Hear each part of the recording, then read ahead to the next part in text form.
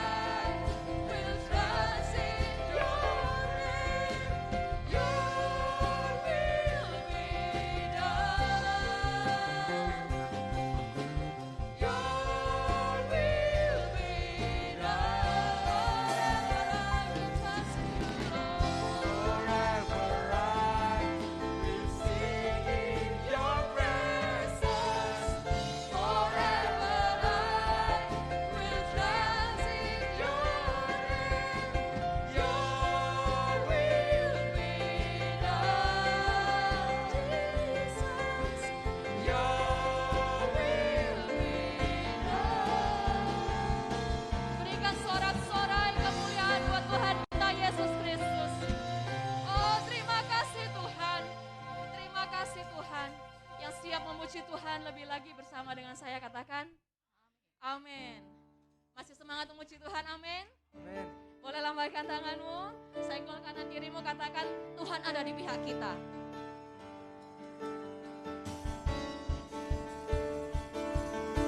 Boleh berikan tepuk tangan yang paling meriah.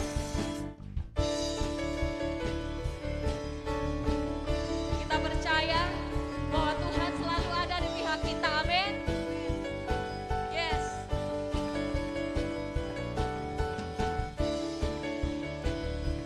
Terima kasih Tuhan. Terima kasih Tuhan. Sama-sama katakan firman-Mu pelita bagi kakiku, terang-Mu menyinari langkahku. Ku berjalan penuh kepastian, sebab ku yakin Engkau bersamaku.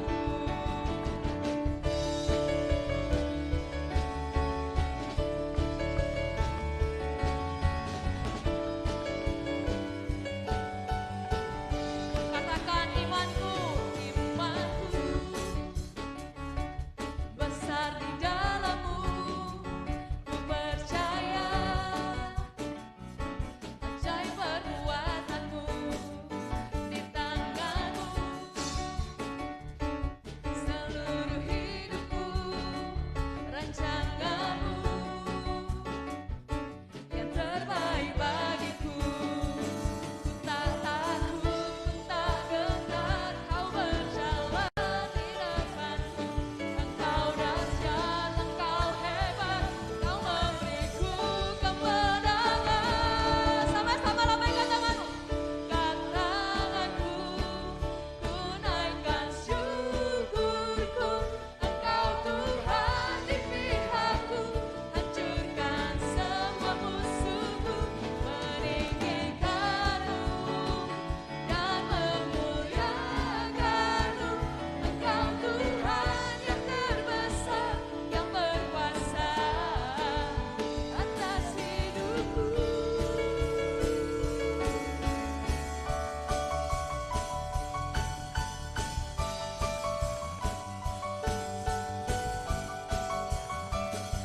Firman-Mu pelita bagi kakiku, terang-Mu menyinari langkahku. Ku berjalan penuh kepastian, sebab ku yakin Engkau bersamaku.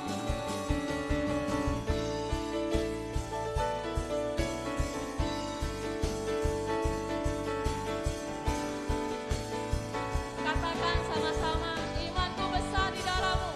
Imanku besar di dalam-Mu. Percaya ajaib perbuatan-Mu, di tangan-Mu seluruh hidupku, rancangan-Mu yang terbaik bagiku. Ku tak takut, ku tak gentar, Kau berjalan di depanku. Engkau dahsyat, Engkau hebat, Kau memberiku kemenangan. Lambaikan tanganmu, katakan ku angkat tanganku, ku naikkan syukurku. Engkau Tuhan di pihakku, hancurkan semua musuhku, meninggikan-Mu dan memuliakan-Mu. Engkau Tuhan yang terbesar, yang berkuasa atas hidupku.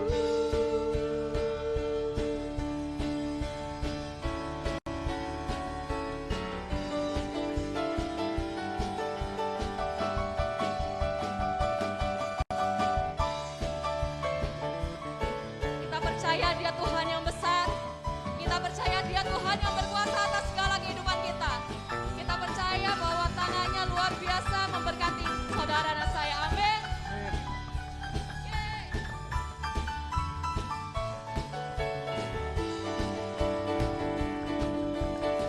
Sama-sama katakan.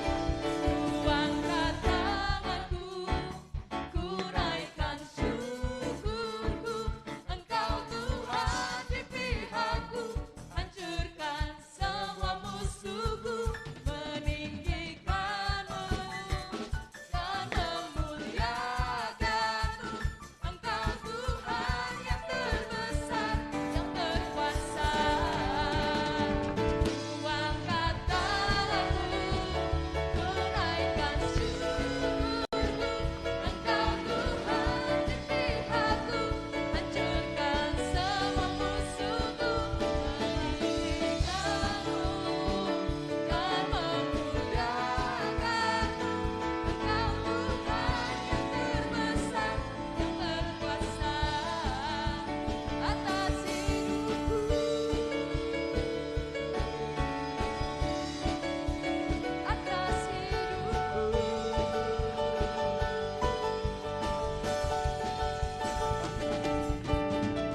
Puji nama Tuhan, silakan duduk.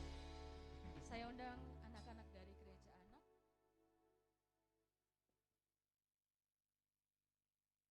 Adik-adik dari gereja anak bisa maju ke depan bersama dengan kakak pengajar.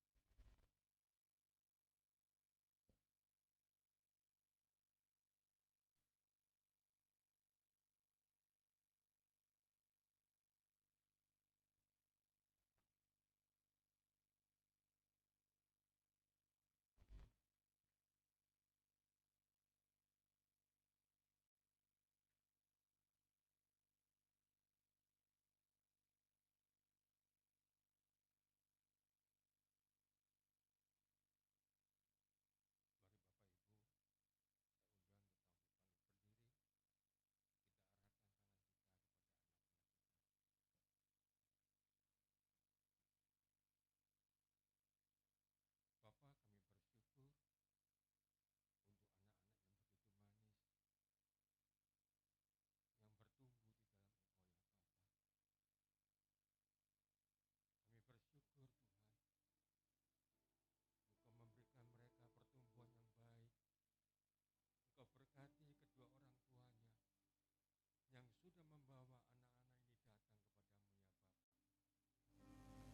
Berkati rumah tangga kedua orang tuanya, dan biar mereka boleh tetap memelihara anak-anak ini untuk membawa mereka datang ke rumah-Mu ya Bapa, untuk beribadah kepadamu, sehingga mereka akan memiliki rohnya akan takut akan Engkau ya Bapa. Kau berkati anak-anak kami, jadikan mereka sebagai biji mata-Mu ya Bapa, sehingga dimanapun anak-anak kami berada, mereka akan menjadi terang ya Bapa, baik di dalam rumah tangga maupun di dalam lingkungan sekolahnya. Kami percaya Engkau membedakan anak-anak kami dengan anak-anak yang lain ya Bapa, karena mereka memiliki kepandaian yang lebih di antara mereka ya Bapa. Terima kasih Allah Roh Kudus untuk pemeliharaan-Mu yang begitu sempurna atas anak-anak kami.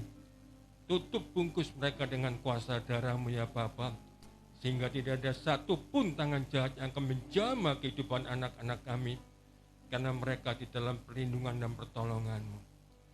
Berkati kehidupan mereka, berkati kesehatan mereka.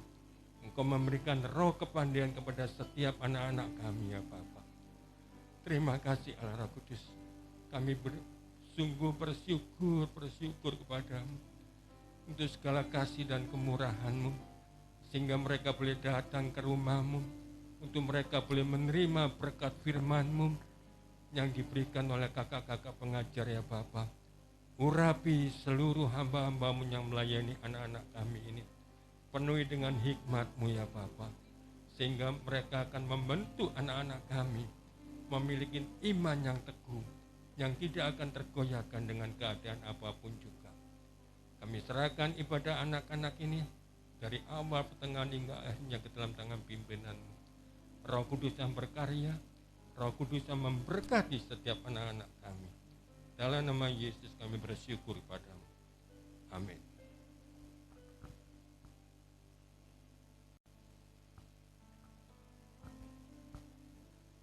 kita akan tetap berdiri di hadapan Tuhan.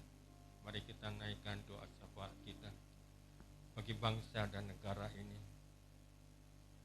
Kami bersyukur Tuhan untuk negeri yang penuh dengan damai sejahtera yang Kau berikan, di mana kami boleh hidup di tempat ini ya Bapa. Kau berkati negeri kami, Kau berkati para pemimpin-pemimpin negeri kami ya Bapa. Penuhi mereka dengan hikmat-Mu, sehingga mereka boleh menjalankan roda pemerintahan ini dengan baik dan benar di hadapan-Mu. Engkau jauhkan negeri kami dari segala macam pemberontakan ya Bapa. Engkau jauhkan negeri kami dari segala macam bencana, karena kami tahu Engkau bertakhta di atas negeri kami. Engkau yang berkuasa atas negeri kami. Damai sejahtera-Mu Kau berikan atas negeri kami, bahkan atas bangsa kami ya Bapa. Dan kiranya hujan pertobatan pun juga Kau berikan atas bangsa kami, sehingga mereka boleh melihat kebesaran dan keagungan-Mu ya Bapa. Terima kasih Allah Roh Kudus. Kami juga berdoa bagi seluruh gereja-gereja yang ada di negeri kami, baik di kota maupun di pelosok-pelosok. Kau berkati seluruh hamba-hamba-Mu yang melayani, penuhi mereka dengan hikmat dan kuasa Roh Kudus, sehingga mereka akan membawa umat-Mu untuk memiliki iman yang teguh ya Bapa. Kau berkati, Kau cukupkan segala kebutuhan hamba-hamba-Mu juga, karena kami percaya pemeliharaan-Mu atas seluruh umat-Mu, bahkan seluruh hamba-hamba-Mu ya Bapa.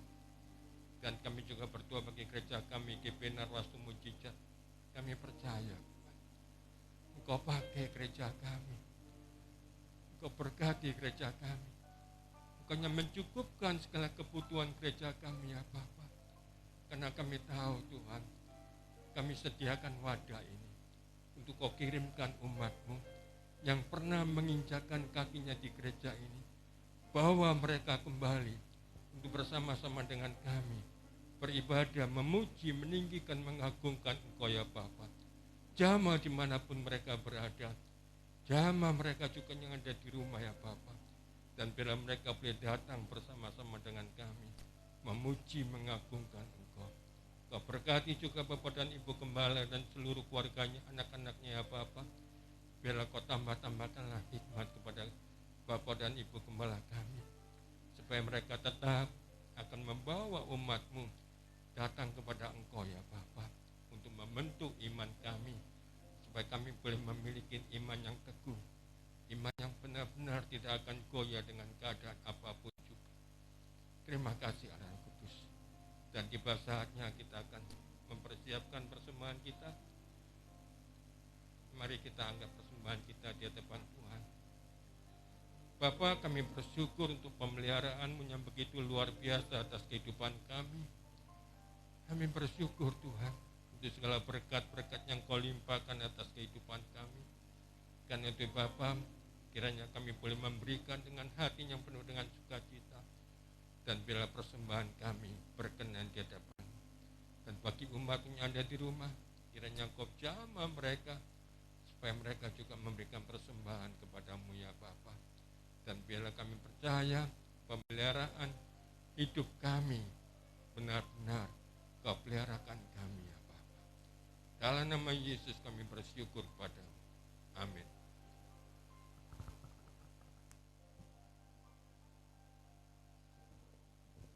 Persembahan berjalan 2 kali, yang pertama untuk operasional gereja dan yang kedua untuk pembangunan. Bagi Bapak Ibu yang di rumah, jika ingin memberikan persembahan bisa melalui transfer atau scan QR yang ada di layar ini ya. Itu yang di sini pun juga bisa, kalau misalnya mau memberikan persembahan melalui transfer atau scan QR juga bisa Bapak Ibu.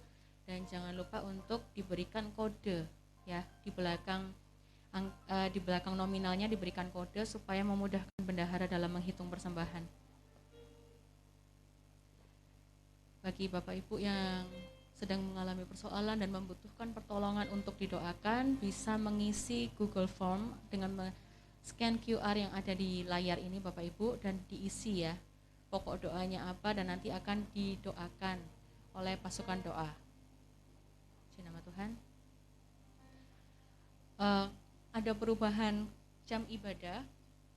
untuk hari raya Minggu tanggal 9 Oktober diubah menjadi jam 4 sore karena bertepatan dengan retreat Youth True Generation.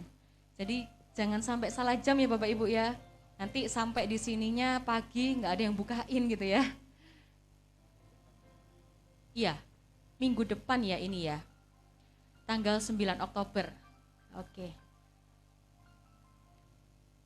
Ibadah doa malam Rabu besok tanggal 5 Oktober akan dilayani oleh Bapak Gembala.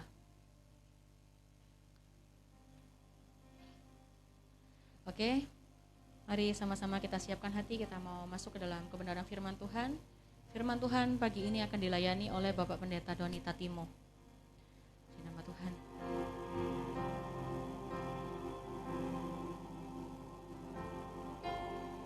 Ajarku berserah,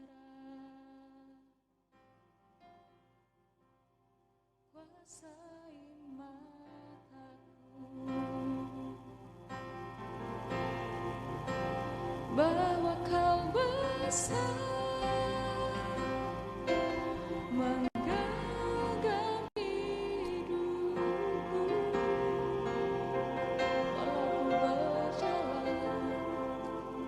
walau ku berjalan di lembah yang gelap, tenang jiwaku, sebab kau besertaku,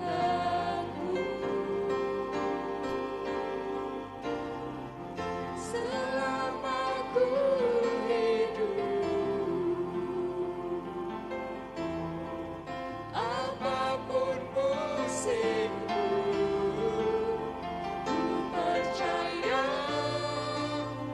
kebesaran-Mu, kekuatan-Ku di dalam-Mu. Ku serahkan hidupku, akui kuasa-Mu, ku serukan kebesaran-Mu, masa depanku terjaga di tangan-Mu. Ajar kami selalu berserah kepadamu Tuhan. Ajarku berserah, kuasai mataku, kuasai mataku, bahwa kau besar, menggenggam hidupku,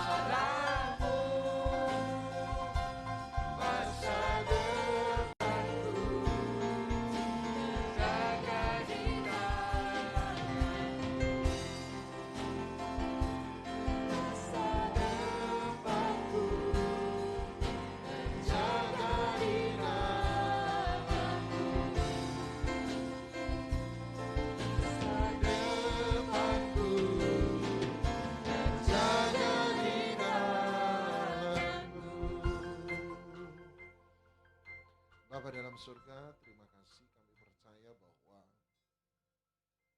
You're not just healing the past. Engkau bukan hanya menyembuhkan masa lalu kami, tapi Engkau juga menjamin masa depan kami. Yeremia 29 ayat 11, biarlah menjadi pegangan kami bahwa rancanganku mengenai kamu bukanlah rancangan kecelakaan, melainkan memberikan kepadamu hari depan yang penuh dengan harapan. Terima kasih, bekerjalah tengah-tengah kami. Roh Kudus, kami butuh Engkau. Roh kehidupan, roh kasih karunia, roh yang memerdekakan setiap kami. Bekerjalah dalam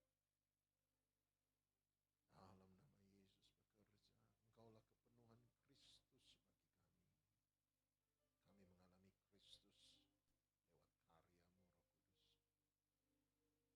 kami. Kami mengalami Kristus lewat karya-Mu, Roh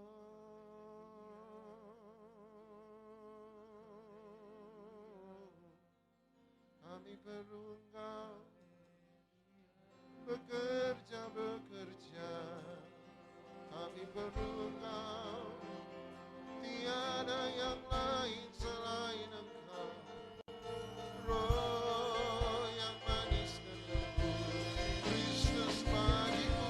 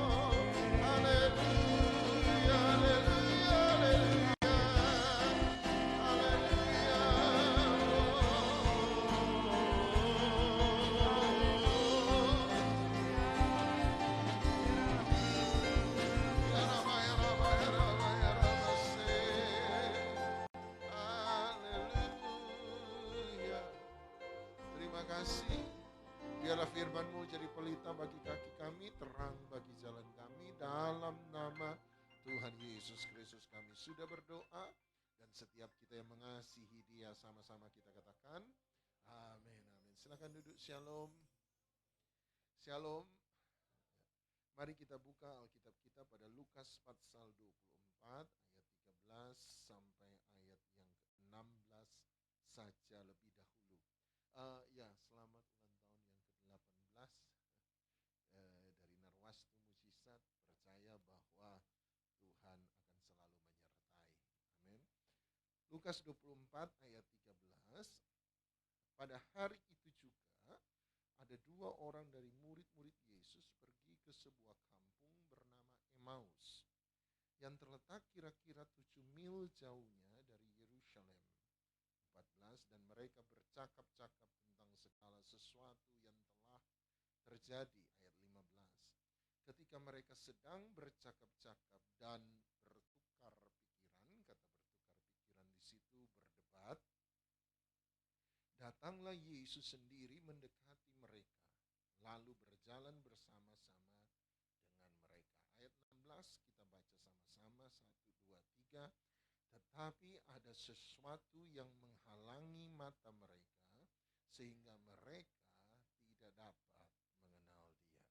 Ada 2 orang murid Tuhan Yesus satu kali berpindah dari Yerusalem sampai ke kota Emmaus.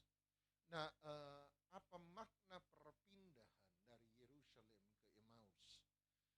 Tuhan Yesus ketika Dia mau mati, Dia mengingatkan murid-muridnya bahwa Dia akan mati. Tetapi pada hari yang ketiga Dia akan bangkit kembali. Itu sebabnya Dia menyuruh mereka sebenarnya untuk tinggal di Yerusalem. Tetapi waktu Yesus mati, ada 2 orang murid yang hari itu di hari kebangkitan pulang dari Yerusalem ke kota mereka, kampung mereka, Emmaus. Jadi jalan menuju Emmaus is the way of disappointment, jalan kekecewaan. Tetapi saya percaya bahwa jalan kekecewaan ini justru penting, sebab jalan ini yang akan membawa kita kepada pengenalan. Jadi the way of disappointment is the way of recognition.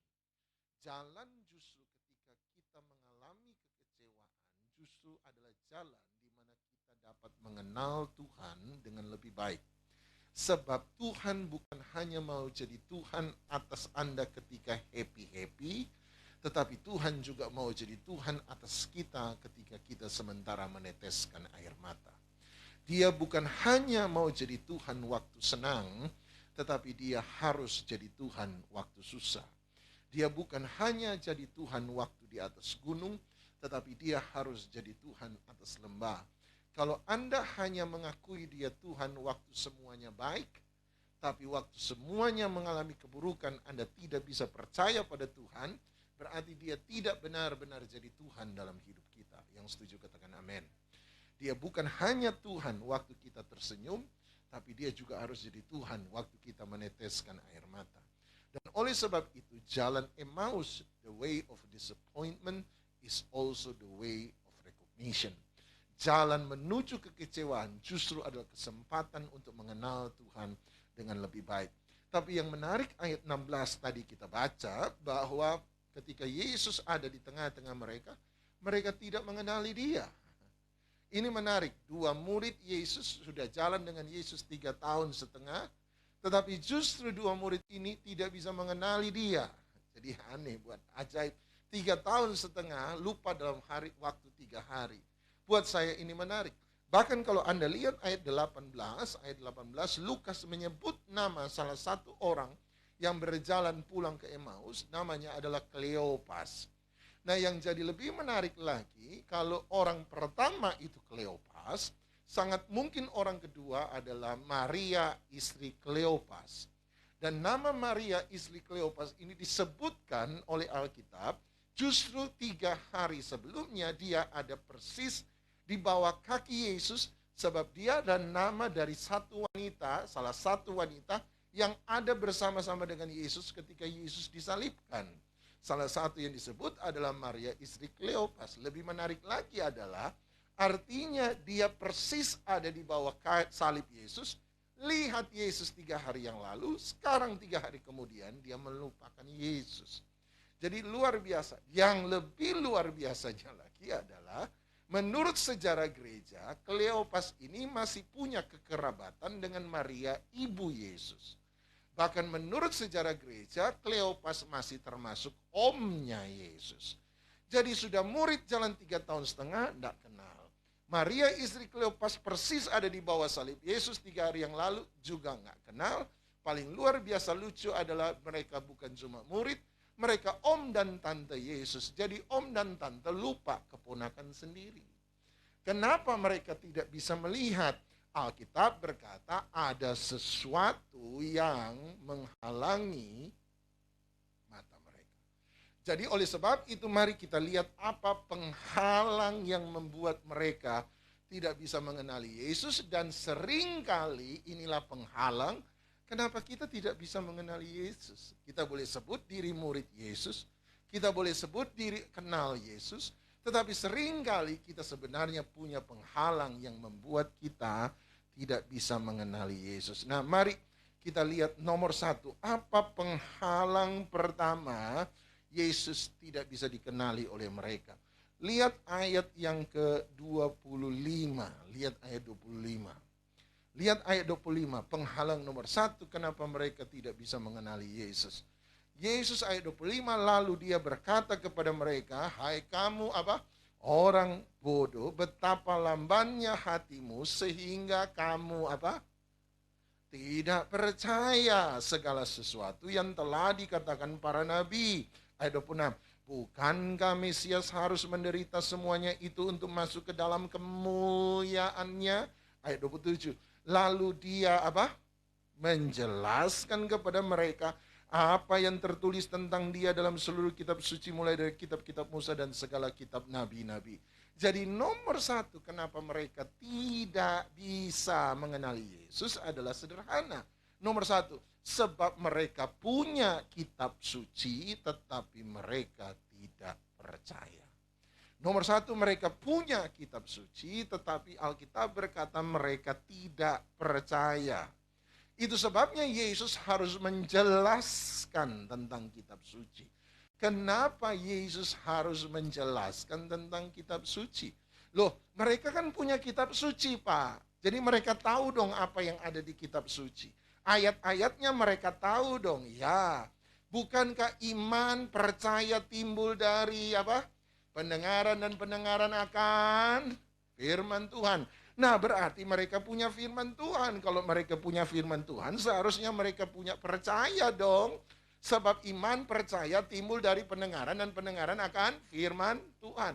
Tapi garis bawahi kata firman Tuhan di sana, sebab kata firman di sana tidak menggunakan kata logos.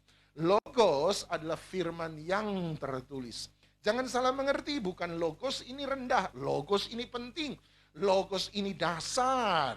Tetapi seringkali kita hanya punya logos dalam makna, kita hanya punya firman yang tertulis. Kita mendengar apa yang firman katakan, kita membaca apa yang firman katakan, tetapi seringkali hanya berhenti sampai di teksnya. Sebaliknya kata firman dalam Roma tersebut, ketika Paulus berkata iman timbul dari pendengaran dan pendengaran akan firman Allah, kata firman di sana tidak menggunakan kata logos, firman yang tertulis, tetapi menggunakan kata rema. Sama-sama bilang rema. Saya percaya Anda sudah tahu ini, pasti sudah dikhotbahkan Pak Gembala, Ibu Gembala. Rema adalah firman yang didengar. Tepatnya rema adalah firman yang bersifat personal, firman yang dialami, firman yang menjadi hidup dalam kehidupan seseorang. Secara personal. Rema bagi saya belum tentu jadi rema bagi Anda. Rema bagi Anda belum tentu jadi rema bagi saya. Sebab itu bersifat pengalaman personal, sesuatu yang hidup bagi saya pribadi. Jadi iman tidak timbul karena Anda dengar firman khotbah, tetapi firman iman itu timbul kalau apa yang Anda dengar, apa yang Anda tahu, apa yang Anda baca, itu menjadi hidup dalam kehidupan Anda. Firman yang kita tahu akan berbeda dengan firman yang kita mengerti. Firman yang kita mengerti akan berbeda dengan firman yang kita alami. Yang setuju katakan amin. Ada banyak orang berhenti sampai di teks, berhenti sampai di pengetahuan, berhenti sampai di kepala otak, tetapi tidak pernah masuk menjadi sebuah pengalaman pribadi dalam kehidupannya. Kalau Anda sudah mengalami firman, tidak ada orang yang bisa menggoyahkan Anda sebenarnya. Sebab Anda bisa jawab, saya ngalami. Kalau sudah ngomong saya ngalami, siapa yang bisa membantah Anda?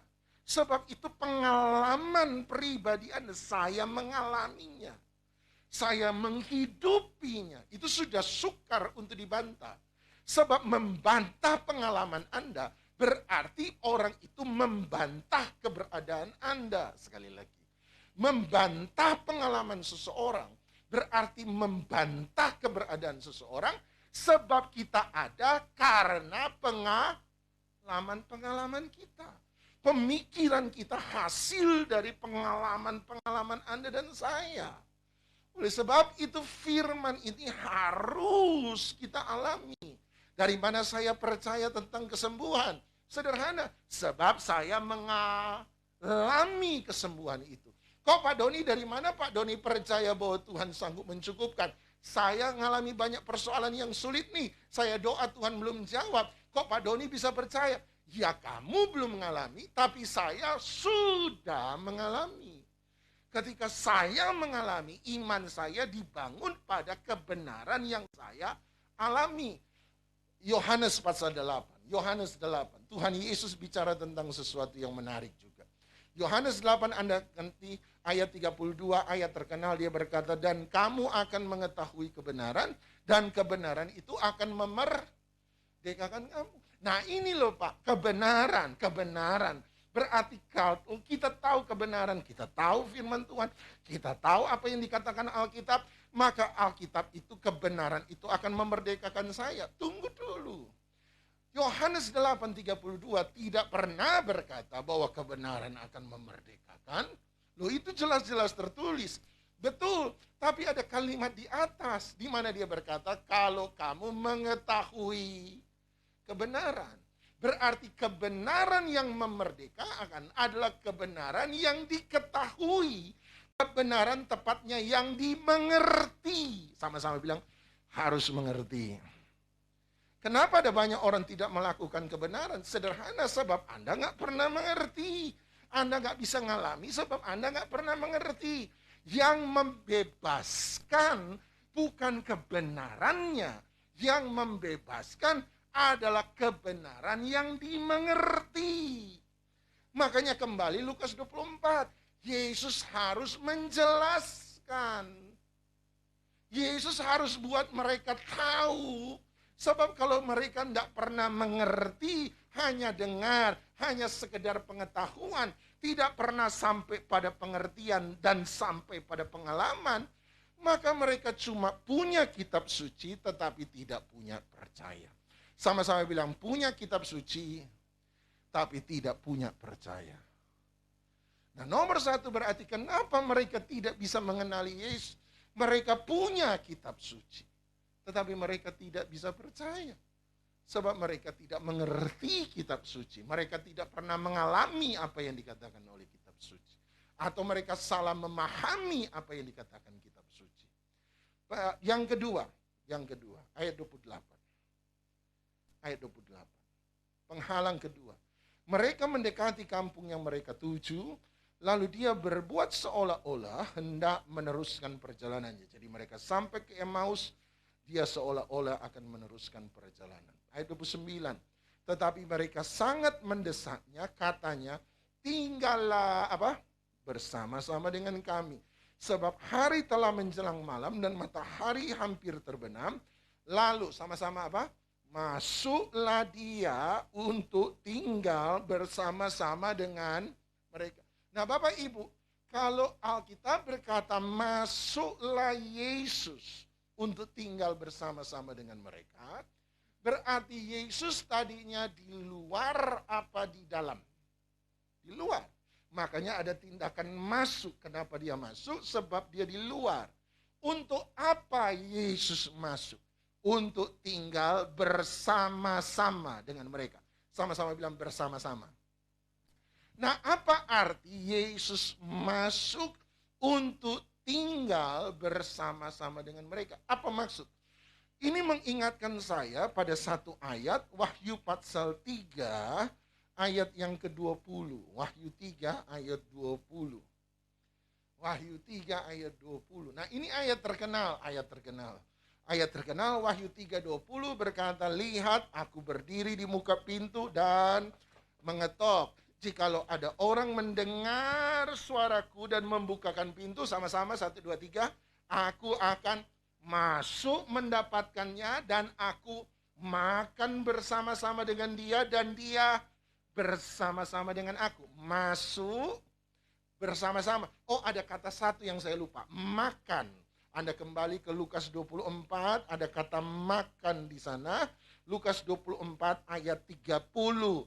Waktu dia duduk makan dengan mereka, dia mengambil roti, mengucap berkat, memecah-mecahkan, memberikan kepada mereka. Kembali ke Wahyu 3:20. Jadi ada 3 kata yang sama. Masuk, sama-sama bilang masuk. Makan, sama-sama bilang makan. Bersama-sama, sama-sama bilang bersama-sama. Nah, apa makna masuk makan bersama-sama dalam Wahyu 24 ayat 29, 30? Saya hubungkan dengan Wahyu 3 ayat 20. Lukas 24 ayat 29 dan 30. Saya hubungkan dengan Wahyu 3:20. Apa maksudnya? Nah, biasanya Wahyu 3:20 ini adalah pesan populer pendeta, KKR. Jadi biasanya gitu.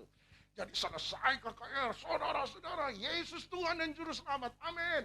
Siapa yang mau menerima Yesus sebagai Tuhan dan Juru Selamat, mari maju ke depan. Dia mengetok depan pintu hatimu. Kalau engkau mau mendengar, engkau bukakan pintu hatimu, dia tinggal dan ada bersama-sama dengan engkau selamat.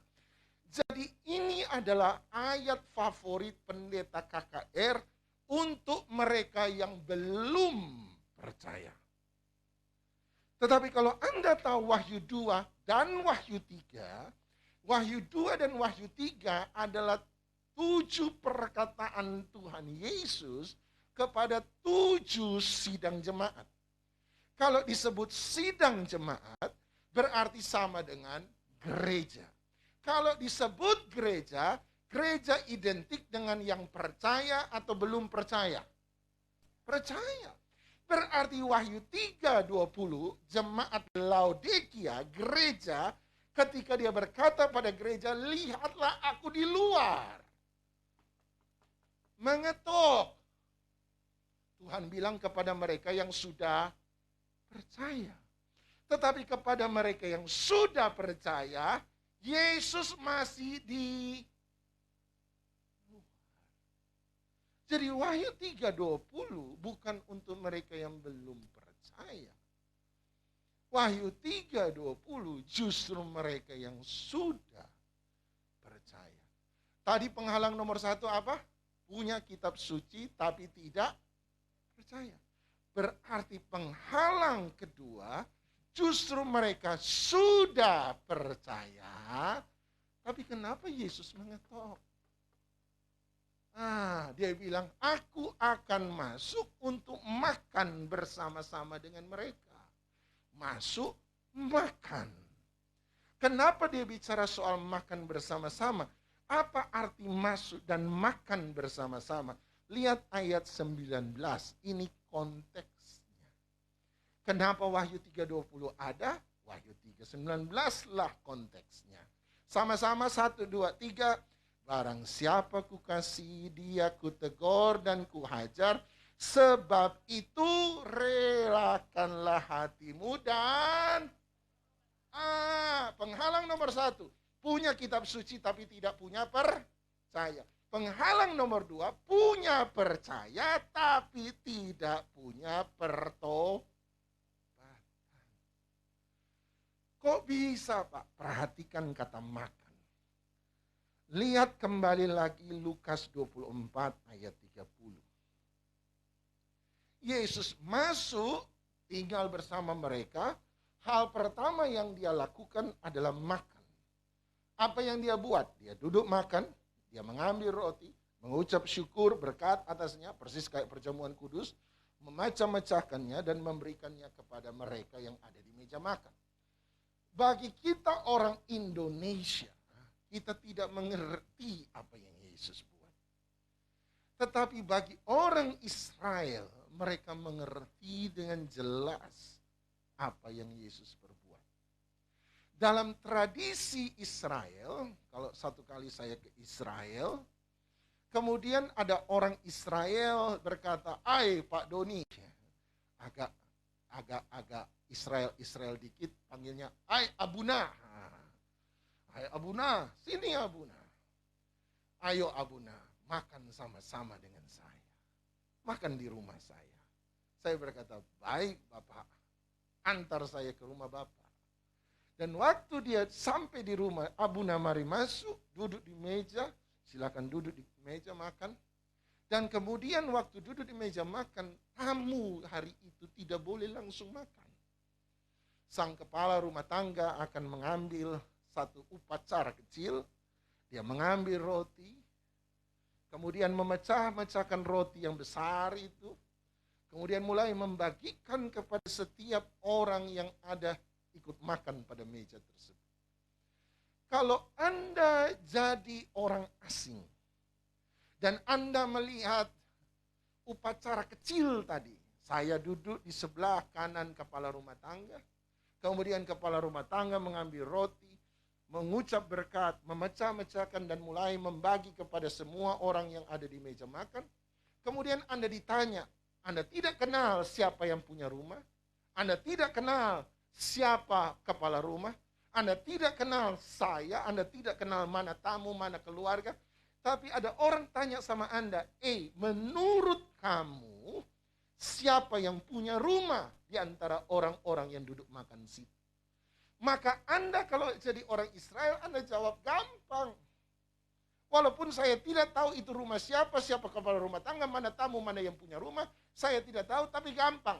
Dia yang mengambil roti, mengucap berkat, memecah-mecahkannya, dan membagikannya kepada semua orang yang ada di meja makan, dialah kepala rumah tangga, dialah yang punya rumah. Sampai situ Anda ngerti?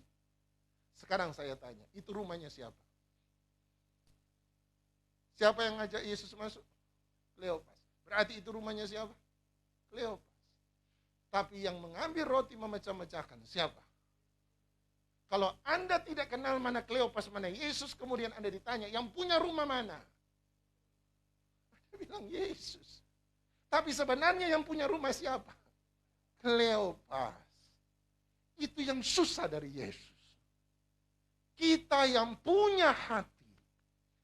Tapi kalau dia masuk di hati kita, dia harus jadi raja atas hati kita. Kenapa banyak orang percaya tidak mau bertobat? Sederhana. Sebab Anda mau, Anda yang jadi raja. Yesus yang jadi pembantu. Teman saya baru cerita kesaksian yang bagus. Dia bilang ada satu kali dia berdoa sama Tuhan. Tuhan tolong dong Tuhan. Saya ini sudah susah, sudah jadi hamba Tuhan. Masa Tuhan tidak tolong? Tolong saya Tuhan. Tuhan diam. Dia bilang saya teriak lagi sama Tuhan. Tuhan, tolong saya Tuhan. Masalah saya sudah berat, sudah jadi hamba Tuhan. Masa Tuhan tidak tolong saya? Satu kali Roh Kudus tanya sama dia. Waktu dia bilang, Tuhan tolong dong saya. Masa sudah jadi hamba Tuhan, Tuhan tidak mau tolong saya. Roh Kudus tanya, kalau begitu siapa Tuhan dalam hidupmu? Dia jawab, Kaulah Tuhan. Makanya karena Engkau, Tuhan saya minta tolong sama Engkau. Roh Kudus tanya balik, kalau begitu, siapa Tuhan dalam hidupmu? Sudah bilang Engkau Tuhan. Makanya aku minta tolong sama Engkau. Tolong dong Tuhan. Kalau Tuhan itu Tuhan, tolong saya. Roh Kudus tanya balik. Makanya, dengar baik-baik omonganmu. Kalau begitu, siapa Tuhan dalam hidupmu? Dia jawab, Tuhan ya Tuhan. Makanya saya minta tolong sama Tuhan. Tolong dong hidup saya. Dia bilang, dengar baik-baik perkataanmu. Kalau kamu ngomong begitu, kalau begitu siapa Tuhan dalam hidupmu? Dia bilang, Tuhan. Dia bilang, tidak. Kamu yang Tuhan, kamu suruh aku. Nangkap maksud saya? Seringkali kita dengan Tuhan sama. Kita bilang dia raja, tetapi kita tidak pernah memperlakukan dia raja. Kenapa? Percaya, sudah percaya. Tapi persoalannya kita tidak pernah mau berubah. Kita tidak pernah mau mengalami hidup pertobatan. Gampang. Sebab Anda tidak pernah mau menyerahkan kursi kerajaan di hati Anda kepada Yesus. Yesus itu disebut Kristus. Arti kata Kristus adalah Mesias yang diurapi. Tetapi kalau ditanya orang Yahudi, apa arti Mesias? Mesias yang diurapi, jawabannya sederhana. Yang disebut Mesias adalah raja. Yang diurapi bisa jadi imam, ya dia imam besar agung. Tapi bagi orang Israel, Mesias itu berarti satu, raja yang menyelamatkan. Anda dan saya diselamatkan oleh Tuhan, tapi ingat yang menyelamatkan kita bukan sembarang orang. Yang menyelamatkan kita adalah raja di atas segala raja. Jadi ketika kita percaya pada Yesus, kita mengundang dia jadi raja dalam hidup kita. Dan kalau dia jadi raja, dia yang punya rumah, dia yang punya hati, berarti bukan dia yang ikut mau kita, tapi kita yang harus belajar ngikut maunya dia. Persoalan dengan kita adalah kita tidak pernah menghidupi kehidupan pertobatan sebab kita mau Tuhan melakukan apa yang saya mau, tetapi kita tidak pernah mau melakukan apa yang dia mau. Persoalan dengan kehidupan kenapa kita tidak banyak bertobat adalah sebab kita lebih mau Tuhan melakukan apa yang saya mau tetapi kita tidak pernah mau melakukan apa yang dia mau. Persoalan dengan kehidupan pertobatan kita adalah sebab kita lebih suka dia melakukan apa yang saya mau, tapi kita tidak pernah melakukan apa yang dia mau. Ya, dia bilang amin, saya terus terlambat. Nomor satu penghalang mereka punya kitab suci tapi tidak punya percaya. Nomor dua, Anda boleh punya percaya tetapi Anda belum punya pertobatan. Nomor tiga, lihat ayat 31. Ayat 30 saya baca sekali lagi, waktu dia duduk makan dengan mereka, dia mengambil roti, mengucap berkat, lalu memecah-mecahkannya dan memberikannya kepada mereka. 31. Ketika itu apa? Terbukalah mata mereka dan mereka pun mengenal dia, tetapi dia lenyap dari tengah-tengah mereka. Ayat 30 mereka makan. Ayat 31 terbukalah mata mereka. Ayat 30 mereka makan. Kata makan di situ, mengambil roti, memecahkannya, mengucap berkat, memecahkannya dan memberikan, itu adalah kata urutan yang sama yang dipakai Lukas ketika menggambarkan perjamuan makan malam terakhir. Ada dua tindakan Yesus, tradisinya diteruskan sampai hari ini. Kita yang Injili percaya ada dua, sementara orang Katolik percaya ada dua tapi plus 5, jadi ada 7. Yang kemudian oleh Katolik dan Kristen Injili menyebutnya sebagai sakramen. Kita percaya hanya ada dua tradisi Yesus yang diteruskan gereja sampai hari ini. Dan kita mengenal dengan nama sakramen. Pertama sakramen baptisan. Dan sakramen kedua adalah sakramen perjamuan kudus. Teman-teman Katolik menyebutnya sebagai ekaristi atau komuni. Perjamuan kudus, kita menyebutnya komuni atau perjamuan kudus. Nah, kata sakramen ada yang mengartikan nomor satu, berasal dari kata sakra.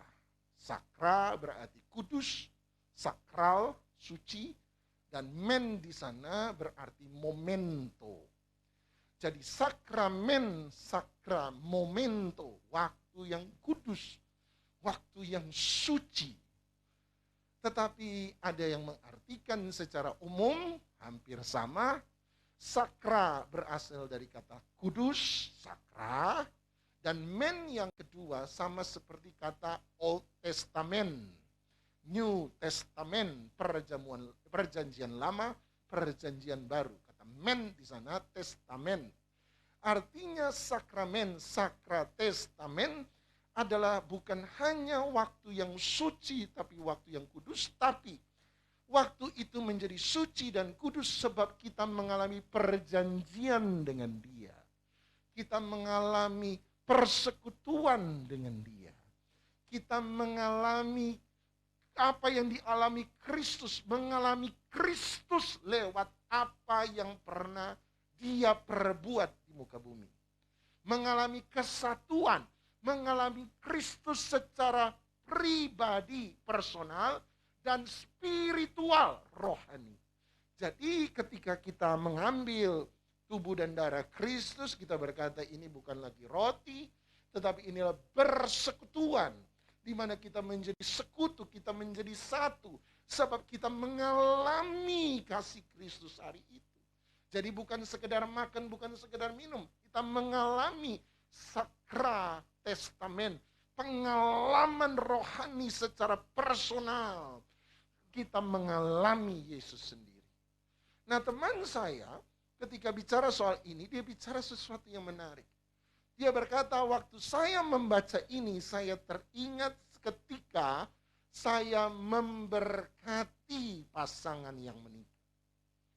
Dan dia berkata, sama seperti di penghujung selesai pendeta melakukan pemberkatan, kemudian pendeta akan berkata, sekarang mempelai pria boleh menghadap mempelai wanita.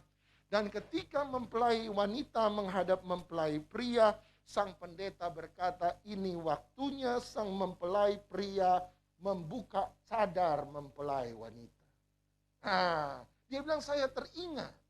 Sebab seperti ada cadar yang terbuka. Ketika mereka lakukan yang namanya sakramen perjamuan kudus. Dan ketika dia cadar ini terbuka, for the first time in that day. Untuk pertama kali dalam hari itu, sang mempelai wanita melihat wajah sang mempelai laki-laki. Dan dia berkata dalam hati, gantengnya pacarku, gantengnya pacarku, gak salah pilih gua. Dan waktu sang mempelai pria juga membuka sang mempelai cadar mempelai wanita, for the first time on that day, sang mempelai pria melihat cantiknya istriku, nggak salah pilih saya, walaupun make up semua. Ya toh? Kalau sekarang agak berbeda, sebab cadar sekarang transparan. Sudah dari jauh-jauh lelaki sudah tahu wajah istrinya, dia tahu. Kalau zaman dulu tidak transparan. Sang mempelai wanita bisa melihat tapi samar-samar. Makanya mempelai wanita butuh orang untuk mendampingi dia nuntun jalan. Sebab kalau tidak dia nuntun, jatuh dia. Dia tidak bisa lihat. Makanya Yakob karena gara-gara cadar gak bisa lihat bahwa yang di dalam itu Lea bukan Rahel. Apa waktu dia buka cadar sudah sore, saudara. Nggak ada PLN hari itu, agak remang-remang. Apalagi nafsu lagi tinggi-tingginya kan. Main hantem. Nanti besok pagi baru dia sadar. Astaga Lea. Salah ambil gua. Sebab gara-gara cadar. Gara-gara cadar ketutup, dia nggak tahu. Dia nggak lihat. Tetapi di zaman dulu memang cadar tidak transparan. Jadi waktu dibuka, for the first time on that day, untuk pertama kali di hari itu, sang mempelai wanita melihat wajah mempelai pria, dan sang mempelai pria melihat wajah sang mempelai wanita. Kalau begitu, dari mana saya tahu bahwa saya sudah punya kitab suci, tapi saya juga punya percaya. Saya punya percaya, tapi saya sudah juga punya pertobatan. Tapi yang ketiga, ada banyak orang punya pertobatan tanpa punya testamen, perjanjian, keintiman. Sama-sama bilang, punya pertobatan, tapi tidak punya keintiman. Halangan yang pertama, punya kitab suci tanpa punya percaya. Halangan kedua, punya percaya tanpa punya pertobatan. Halangan ketiga, punya pertobatan tanpa keintiman. Dari mana saya tahu, Pak, bahwa saya sudah punya keintiman dengan Tuhan? Sederhana. Wajah siapa yang Anda lihat for the first time on that day? Wajah siapa yang Anda lihat untuk pertama kali di hari itu? Kalau Anda buka mata, maka yang pertama Anda lihat adalah masalah. Maka Anda berarti nikah dengan masalah. Makanya Anda tengking itu masalah 1000 kali. Anda doa puasa pakai puasa Ester tidak makan 3 hari 3 malam. Anda dengking pakai doa peperangan. Percayalah masalah tidak akan pernah selesai. Kenapa masalah tidak pernah selesai? Sebab dia terikat dengan masalah. Anda menikah dengan masalah. Kalau pertama kali Anda buka mata dan hal pertama yang Anda lihat on the first time of the day. Hal pertama yang Anda buka mata, Anda lihat pertama kali adalah kekhawatiran. Maka Anda nikah dengan kekhawatiran. Anda tengking 1000 kali itu kekhawatiran, dia tidak akan pergi. Sebab Anda mengikatkan diri dengan kekhawatiran. Anda menikah dengan kekhawatiran. Makanya dia tidak akan pernah pergi. Sebab Anda dan dia jadi satu. Saran saya hari ini, bercerailah dengan masalah Anda. Dan menikahlah dengan Yesus. Hal pertama yang kita buka mata nomor 1 adalah Yesus. Yesus yang Anda dan saya harus lihat nomor 1. Hari itu ada masalah, oke ada masalah. Hari itu ada persoalan, silakan ada persoalan. Tapi pandangan kita tidak pada masalah, pandangan kita tidak pada persoalan. pandangan kita ada pada Yesus. Hal pertama yang Anda buka mata cuma ingat bencinya Anda pada orang itu. Anda doa tengking-tengking, Anda jungkir balik. Anda tidak akan pernah bisa mengampuni orang itu. Kenapa? Sebab pandangan Anda pada dia berarti Anda menikah dengan kebencian Anda. Saran saya, bercerai dulu dengan kebencian Anda. Menikahlah dengan Yesus. Kalau Anda bisa pandang Yesus, ada tantangan, ada persoalan. Ada marah, ada benci. Tapi Anda tetap lihat Yesus. Dan kalau Anda lihat Yesus, Anda terikat dengan Yesus. Dan sama seperti Paulus mengatakan, apakah yang dapat memisahkan kita dari kasih Allah? Haleluya. Kalau Anda sebentar ngambil sakramen, terikatlah dengan dia.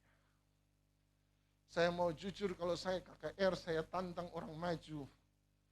Saya berkata, siapa yang punya persoalan, Anda silakan maju, sebab Yesus sanggup membebaskan Anda. Saya jamin 90% orang yang maju menangis. Mereka menangis bukan karena mereka minta tolong sama Tuhan. Mereka menangis sebab mereka pikir masalah mereka besar. Mereka lebih berfokus pada masalah dan bukan pada Tuhan. Hari ini saya mau bilang sama Anda, lihat Tuhan. Tapi bagaimana dengan utang saya? Lihat Tuhan. Bagaimana dengan tagihan saya? Lihat Tuhan. Bagaimana dengan perlakuan orang lain pada saya? Lihat Tuhan.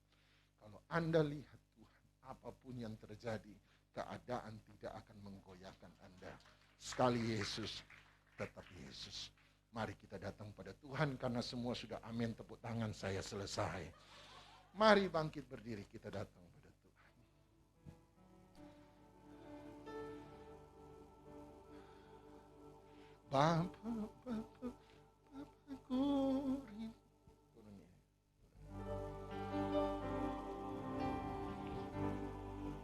Bapakku rindu menyenangkanmu, ajarku lebih dalam untuk mengenalmu. Oh Bapakku, layakkan aku, bawaku untuk menyembahmu di balik tiraian suci, bertemu muka dengan muka, tenggelam di dalam kasih-Mu Bapa. Oh Tuhanku, rindukan selalu lihat, bertemumu. Saya serahkan pekerjaan. Tenggelam di dalam kasih-Mu Bapa. Oh Tuhanku, rindukan selalu diam dalam bait-Mu. Saya undang para diaken yang bertugas bisa maju ke depan. Mari kita siapkan hati kita untuk kita masuk sakramen yang kudus, sakramen perjamuan kudus pada siang hari ini. Sebelum kita memasuki sakramen ini, mari bereskan hatimu. Minta ampun lebih dahulu kepada Tuhan bila Tuhan ingatkan kesalahan-kesalahanmu. Mari jadikan Tuhan dan Raja dalam kehidupanmu. Itulah yang memerdekakan kehidupanmu. Itulah yang menolong kehidupanmu. Dan tidak akan pernah terlambat pertolongan Tuhan. Tambatkan iman percayamu kepada Tuhan. Terima kasih Tuhan. Layakkan kami umat-Mu Tuhan, kami akan masuk dalam perjamuan kudus pada siang hari ini. Berkati urapi Tuhan, hamba-hamba-Mu yang akan melayani. Kuduskan hamba-hamba-Mu Tuhan. Kuduskan juga umat-Mu Tuhan. Layakkan kami Tuhan. Ampuni segala dosa kesalahan kami ya Tuhan. Sucikan, kuduskan kami Tuhan. Sehingga tidak ada yang menghalangi hidup kami. Kami mau senantiasa menjadikan Tuhan dan Raja dalam hidup kami. Apapun yang terjadi dalam dunia ini Tuhan, bumi boleh bergoncang Tuhan. Namun kami tetap percaya firman-Mu tidak akan pernah tergoncangkan oleh apapun. Janji-Mu ya dan amin ya Tuhan dalam hidup kami. Kami mau pegang setiap janji-janji-Mu Tuhan. Dan kami mau melakukan setiap perintah-Mu Tuhan. Dan kami mau menjauhi larangan-larangan yang Tuhan berikan bagi kami untuk kami jauhi. Berkati setiap kami umat-Mu Tuhan. Kami menghargai kematian-Mu di atas kayu salib, inilah bukti kasih-Mu. Inilah bukti cinta-Mu buat kami Tuhan, umat-Mu Tuhan. Berkati Tuhan perjamuan kudus pada siang hari ini. Dalam nama Yesus kami sudah berdoa. Haleluya. Amin. Silakan duduk saudara, saudara akan dilayani. Sucikan dan kuduskan hati ini ya Tuhan, untuk layak menghadap hadirat-Mu. Tubuh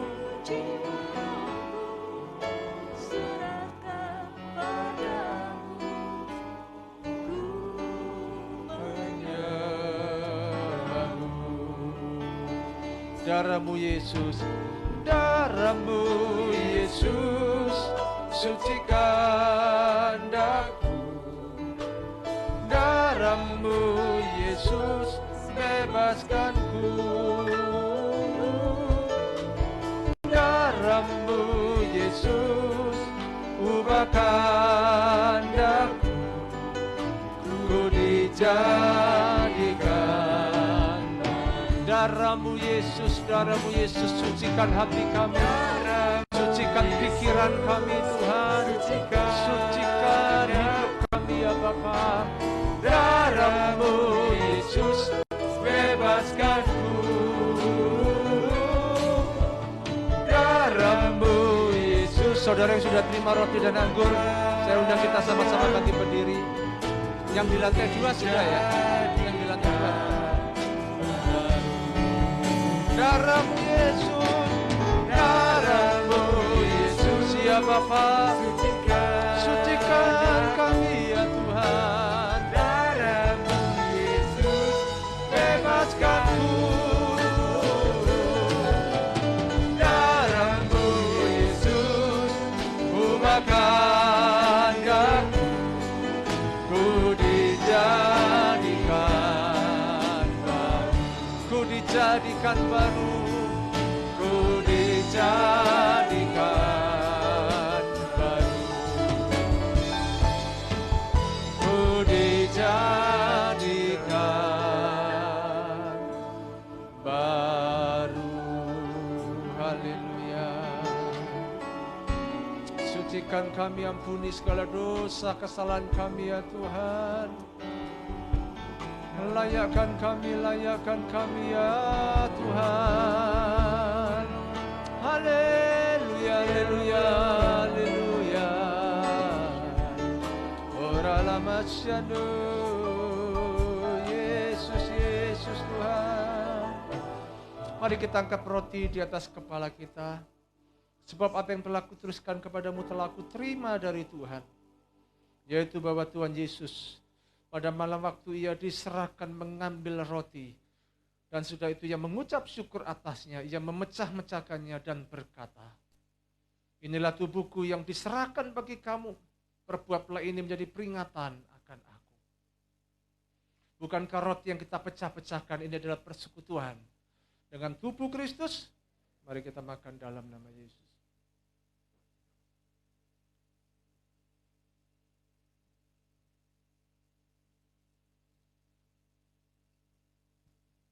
Terima kasih Tuhan. Mari kita angkat cawan di atas kepala kita. Jangan ada yang menunduk, tapi tengadahkan wajahmu ke atas. Karena Yesus sudah bangkit mengalahkan semuanya.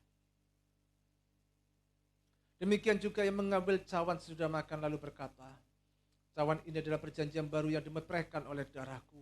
Perbuatlah ini setiap kali kamu meminumnya menjadi peringatan akan aku.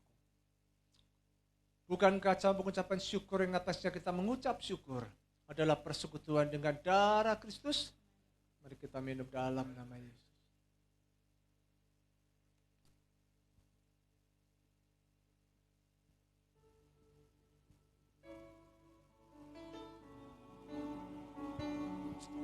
Haleluya, haleluya, haleluya, haleluya. Terima kasih Tuhan buat kasih-Mu, buat kesetiaan-Mu Tuhan. Haleluya, haleluya, haleluya. Kami percaya Tuhan, kami yang mengalami jalan buntu, Tuhan bukakan jalan yang keluar bagi kami, setiap kami. Kami yang mengalami sakit penyakit, sembuhkan kami Tuhan dalam nama Yesus. Berdoa kepada Tuhan, berseru kepada Tuhan Yesus. Haleluya, haleluya. Kami percaya oleh tubuh dan darah-Mu yang tercurah bagi kami, yang terpecah bagi kami, menyembuhkan setiap sakit penyakit kami Tuhan. Menyembuhkan, melepaskan kami dari segala kutuk-kutuk ikatan dosa yang mengikat kami. Terima kasih Bapa. Terpuji nama-Mu Tuhan. Terpuji nama-Mu Tuhan. Kalau sebentar kami akan berpisah Tuhan, untuk kami pulang ke rumah kami masing-masing dan kami akan melanjutkan setiap aktivitas kehidupan kami. Biarlah pimpinan penyertaan Tuhan menyertai setiap kami umat-Mu Tuhan. Sebagai bukti iman kami percaya kami hanya kepada Tuhan, kami mau mengangkat tangan kami tinggi-tinggi di hadapan Tuhan. Curahkanlah berkat-Mu atas setiap kami umat-Mu Tuhan. Jemaat yang dikasihi oleh Tuhan, pulanglah dengan membawa berkat anugerah dari Allah, Bapa, Putra, dan Roh Kudus di dalam nama Tuhan Yesus Kristus. Biar segala yang baik, bahkan sangat baik akan terus mengalir dalam kehidupanmu. Engkau akan terus naik dan bukan turun. Tuhan selalu menyertai engkau dan memberkati engkau. Diberkatilah suamimu, diberkatilah istrimu, diberkatilah anak-anakmu, diberkatilah kesehatanmu, bahkan diberkatilah setiap usaha pekerjaanmu. Sehingga apapun yang kau kerjakan, Tuhan menyertai engkau dan Tuhan akan membuat engkau berhasil. Engkau yang percaya katakan, amin. Tuhan Yesus memberkati saudara.